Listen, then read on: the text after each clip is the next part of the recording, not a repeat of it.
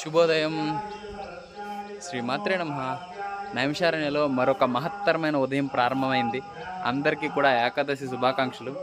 ఈ చిన్న వీడియోలో మీకు దశ మహావిద్యలు పరిచయం చేస్తున్నాను. మన త్రిశక్తిధామంలో వేయించేస్తున్నటువంటి అమ్మవారు మాతంగిదేవి, అమ్మ త్రిపుర భైరవీదేవి, అమ్మ భువనేశ్వరీదేవి,